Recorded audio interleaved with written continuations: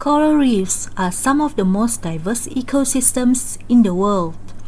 Because of the diversity of life found in the habitats created by corals, reefs are often called the rainforests of the sea. About 25% of the ocean's fish depends on healthy coral reefs. Fishes and other organisms shelter, find food, reproduce, and rear their young in the many nooks and crannies formed by corals.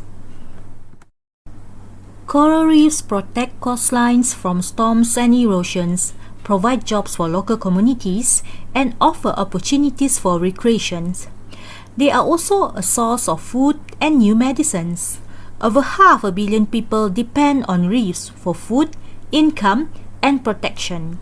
Fishing, diving, and snorkeling on and near reefs add hundreds of millions of dollars to local businesses. The net economic value of the world coral reefs is estimated to be nearly 10 of billions of US dollars per year. These ecosystems are culturally important to indigenous people around the world. Malaysia's coral reefs covers an estimated 3,600 km squares in area, most of which are found in Sabah and Sarawak and on the eastern coast of peninsular Malaysia. Coral diversity is highest in eastern Malaysia, which is a home to about 550 species of marine life. Coral reefs face many threats, including physical damage or destruction, irresponsible fishing methods such as fish bombing, and recreational misuse. Pollution, climate change, and fish bombing. All this has resulted in water temperature to rise, which result in coral bleaching. Our ocean ecosystems are in jeopardy.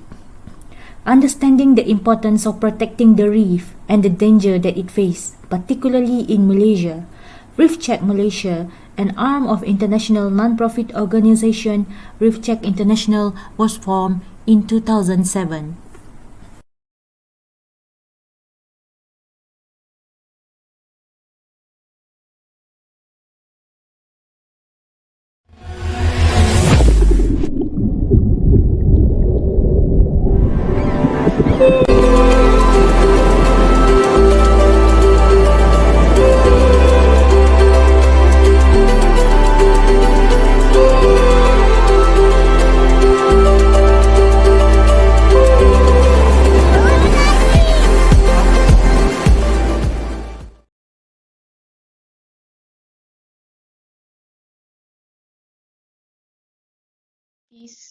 We have four key activities: eco-action, science, advocacy, and management.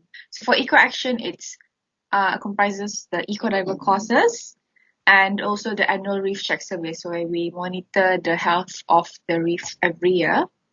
Second, the science is comprises of the reef rehabilitation, reef restoration projects, reef resilience research, and also coral bleaching monitoring. Third is the advocacy. So advocacy is where we do continuous engagement with the general public and local communities about the importance of coral reefs to us, to our economy, and to our livelihood. Also promoting environmentally friendly diving operation through the Green Fins program. And the last one is the management, is where we are promoting the inclusion of local stakeholders or communities in the management of marine resources. So we either include them to be a part of marine park programs or promoting co-management, both in Peninsular Malaysia and Sabah. I see. So Mantanani Island actually has no proper waste management. The traditional waste disposal method are either burning it, burying it at the back of the island, or chucking it in the sea. So throw it to the sea lah. Around 2018, 2019, we started doing a waste audit where we did a waste audit pilot project in one of the kampung. There is two kampung on Mantanani, Kampung Siring Bukit and Kampung Padang. So we did a pilot project in Kampung Siring Bukit where we did the waste audit. We we asked the communities to segregate the waste so we can collect data on what waste is generated there. And then from there, we found out what's the waste generated there and which one is the most and which one is the least lah. So from there, we started doing a proper waste management there, where we daily collection from each houses in both kampung right now. Daily collection. Yeah, a bit like what for NKK, what the BKK is doing right now, like collecting waste. Yeah, but then we segregate the waste to food waste, where it's actually the most waste that is generated there. Second is recyclable items like plastic, aluminium, and third is non-recyclable items. So the food waste, we dump it in an area in the middle of the island was initially planned to do composting, but then the cows actually started eating the food waste. It's organic waste, so the cows started eating them. It's a bit better because compared before this, they usually eat the plastic on the beach. So at least they're eating the organic waste. Yeah. So the recyclable items, we crush it into a bale or a cube, and we send it out to mainland, to the recycling center, or we put it in the shredder machine where we shred and then melt the plastic, and then we produce products from it. For example, what we did was making fridge magnets out of it. And then the third waste is the non-recyclable product. So that one we just collect it and throw it out. This one with in cooperation with MDKB, where they come to collect the waste from the beach in Kota Belud, and they send it to Kayu Madang, this waste disposal area. So you employ staff to do this on a daily basis? Yeah, we have employed local communities to do this lah. So it's also an alternative source of income from them. Yeah. Oh, okay. But how do you get the fund to pay them the salary? Is it from what sources of funds that? For funding, when we started the program, we got funding from Yayasan Hasana. Okay. And then after that, we got funding from Coca-Cola Foundation. That funding will it's extended until next year, if I'm not mistaken. Yeah. So after Yayasan Sana is the Coca-Cola Foundation lah. We also got sponsorship from CIMB Foundation, where they provided a baling machine to crush the plastics into the cube one. Yeah, it's our source of funding lah. Challenges would be the usual challenges, the limitations of an NGO. It's sometimes we need to get a lot of permissions to do certain activities, like even the Reef Check surveys. We have to apply for permission from various departments. For example, for Reef Check surveys, we need to get the access license. Before we get the license, we need to get permission from a lot of government agencies like Sabah Parks. Sabah Parks is okay, but then we also need to get permission from Department of Fisheries, from MKN, from ESCOM. This is during the earlier days lah, when they don't really know us, especially on Mantanani, where they are skeptical about us because previous NGOs that were on Mantanani before, they did one-off program and they disappeared. There's no follow-up after that. So that was in the earlier days lah, but then since in Mantanani we are doing long-term programs, so we have quite a good relationship with the local communities on Mantanani lah. Also, another challenge is because we are NGO, we need to continuously apply for funding from various sources. Yeah. So Yeah. those are the two challenges. Yeah. So our funding is mainly from Malaysian companies and organizations like foundations like MISC, Yayasan Hasana, Yayasan Saim Dambi, and also from some Malaysian subsidiary foreign company like SC Johnson, Royal Bank of Canada. Yeah, mostly corporate companies lah with foundations. We also actually got funding from government agencies. For example, before this, we got grants from Department of previously it was Department of Marine Parks. Before it, yeah.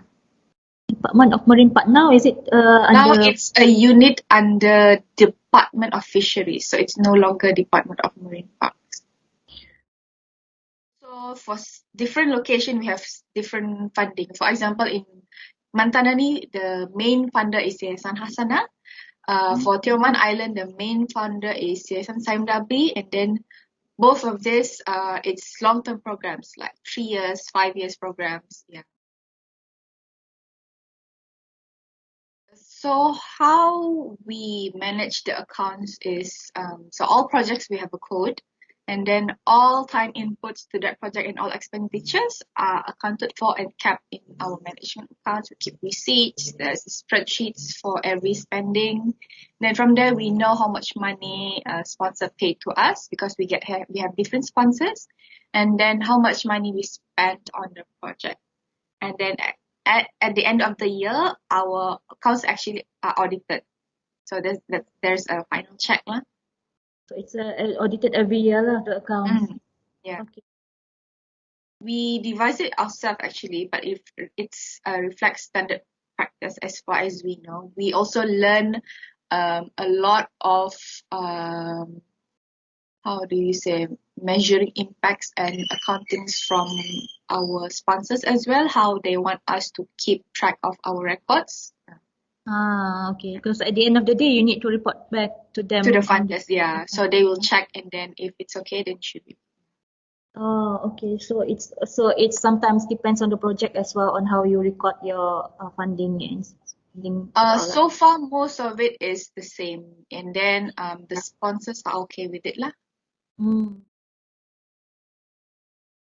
Yes. This one for 3 reasons. So some sponsors, they ask about our accounting procedures before they give us money. So we have having a good accounting procedures is a condition of the proceeding with the sponsorship. So we have been audited by major sponsors on several occasions as well. On each occasion, the sponsor was happy with the result of the audit, and also our accounts, since our accounts are audited annually, the sponsors often ask for copies of the latest accounts, and we usually are able to provide that. Yes. Actually, it's the same, because the sponsors, it depends on the sponsors, and the sponsors, before they proceed, they will check our accounts, and since we have a good track record, they are happy with the outcomes of our project and our accounting.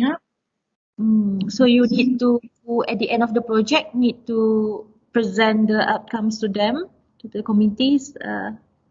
Yeah, for several funders, yes, they usually either it's a final year report or presentation, a summary of the programs that we did lah. So actually, so coral reefs are vital to us. It's not just important to the fishermen, to people who are involved in tourism activities. So it's important to everyone because it's also a source of food for us, for everyone. So coral reef conservation can be done by general public too, not just by NGOs like us. So how they can help? It's either they can join any marine conservation programs by any NGOs, any environmental NGOs. It can be others, not just Reef Malaysia.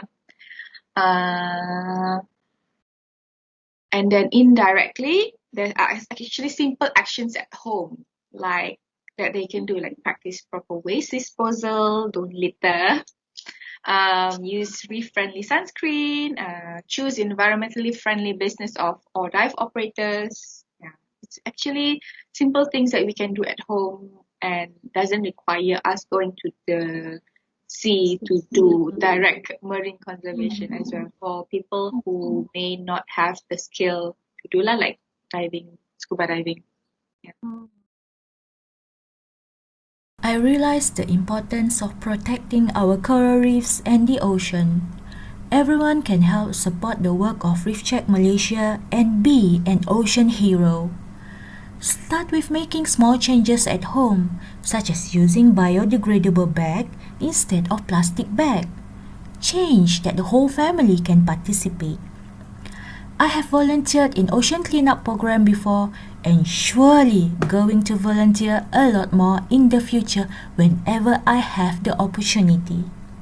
The health of our coral reefs and cleanliness of our ocean are beneficial for the sustainability of the marine life, which have direct impact to the local community socio-economy and as part of our main food source. Thank you, Reef Check Malaysia.